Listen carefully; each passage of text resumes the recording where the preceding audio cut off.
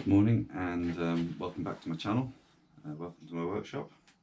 I thought I'd do a quick review on my Titan bandsaw.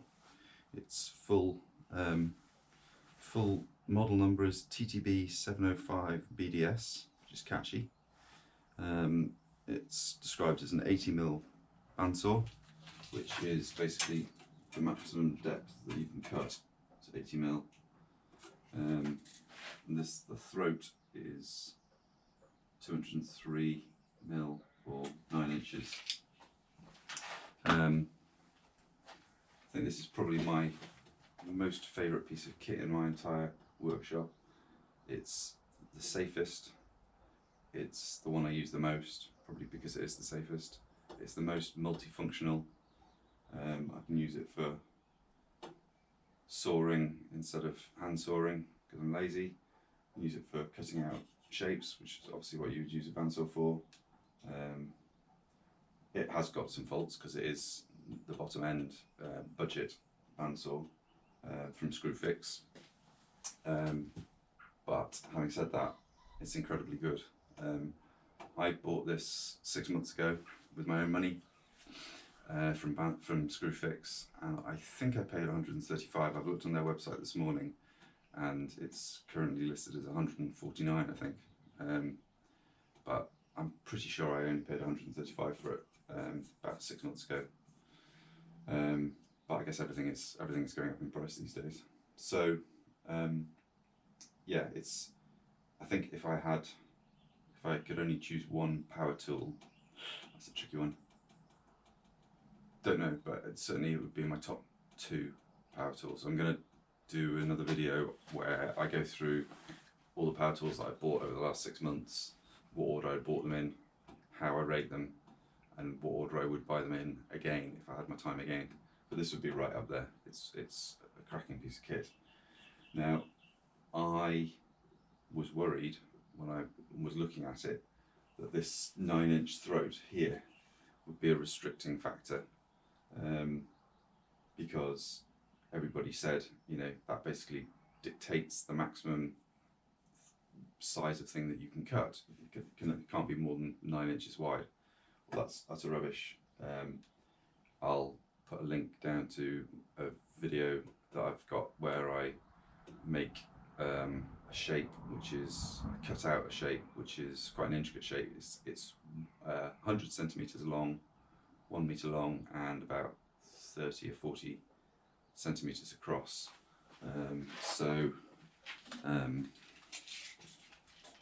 Yeah, given that this is 23 centimeters across and I'm cutting a shape that's 100 centimeters by 30 or 40, so I'll link to a video on that. You just need to learn certain techniques, but that is not nearly as much of a restricting factor as I thought it was going to be.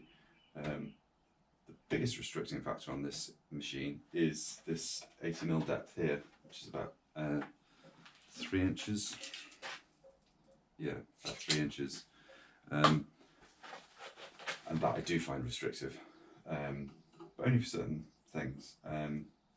I was desperate to make bandsaw boxes when I first got a bandsaw. I think most people are. They're pretty funky, and that depth there with a bandsaw box, you have to be able to feed the whole thing through in order to take the front and the back of the bandsaw off before you cut out the drawer, before you glue it all back together again. And that ultimately means I can only make extremely small bandsaw boxes. Some of the fancy stuff that you see people making, it's just, I would love to be able to do that. So I'd ignore the throat depth. You can get around that. But this, if you're in the market for a bandsaw, that's the only thing I would potentially do, is buy a bandsaw that had a greater depth, cut depth. Having said that, it really is only bandsaw boxes. That's pretty well the only thing that I find restrictive. And how many of those are you going to make? Once you've made a few, you've made a few. For ordinary sawing, 3 inches is plenty. I'm normally cutting no more than, you know, sort of 20 to 25 mil normally, because I'm feeding the wood in flat and cutting around shapes. So it's a cracking piece of kit.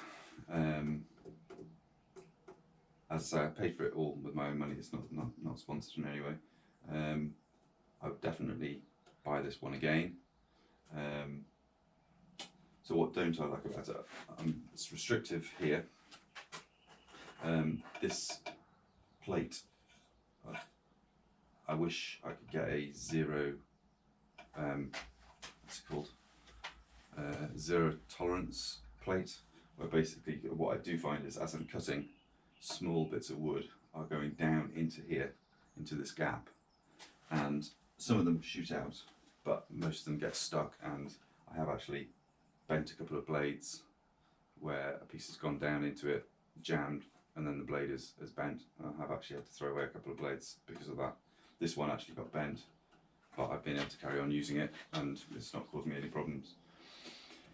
To be fair, actually one of the blades, my early blades, I snapped a blade, and I think that was actually because I didn't release the tension. So I now, at the end of every day, pull the lever down at the back to release the tension. That makes that blade go floppy, and then as a signal to myself, I put that over there to signify to myself that the blade has been loosened, partly so that when I leave the workshop I can check that I have loosened it, loosened the tension, and also when I come in the next day I know that I've got to tighten it before I start using it. It's pretty obvious if you don't, because the blade wobbles a lot. What else don't I like? Changing the blade is quite difficult and time consuming, because unlike some bandsaws that have got quick releases top and bottom, this has got a thread that you have to turn the thread about probably 20 times to get these screws out, and it just makes the whole process quite time consuming. And as a result, I've got 3 different widths of blade. I've got half inch, 3/8 inch. I can't remember, but I quite often want this. I've settled on the middle blade for doing almost everything, just because it is such a pain to change them over. But I do find that if I want to cut a straight edge, this really doesn't do it, and I really need the bigger blade because this just wanders too easily. The fence is okay. I've heard some people complain about the fence, but I think the fence is okay. Say if I had the wider blade in there, I could get quite a reasonable cut on there. But I've stuck with this middle one, because this middle width, because whenever I think, oh, I'll just change over to the big one so I can do some resawing, I then also think, oh, I've got to do some intricate pattern cutting as well. So I end up sticking with this one. And I don't think I've actually ever ended up using the smallest width blade. So I've got, these are in millimeters, but I've got, yeah, so 9.5mm is the widest one that I've got. So 9.5mm,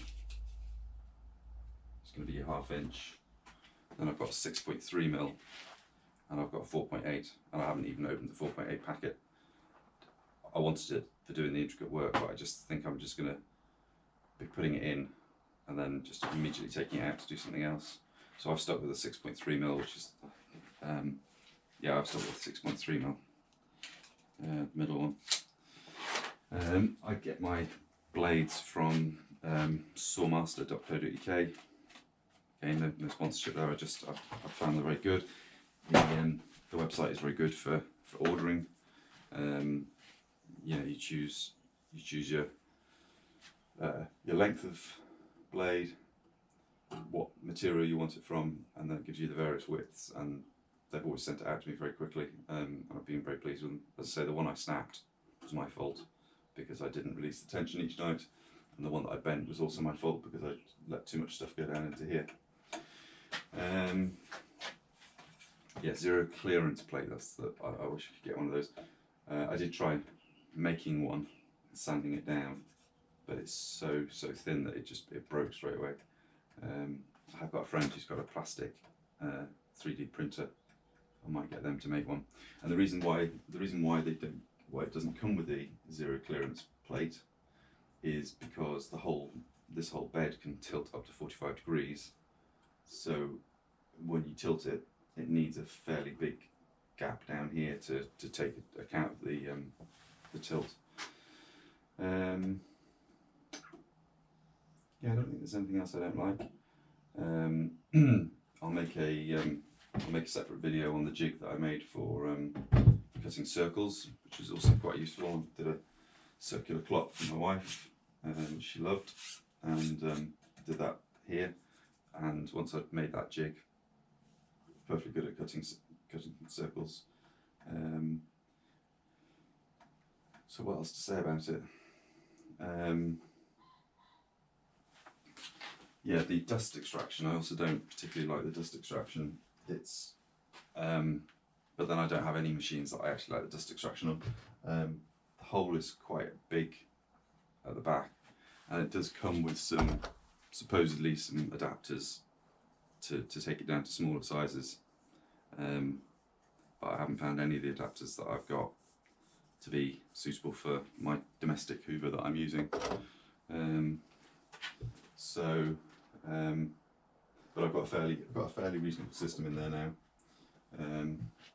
Just a bit of expanding foam, or not expanding foam, just a bit of foam that's been compressed around one of the adapters, and it means I don't have to be.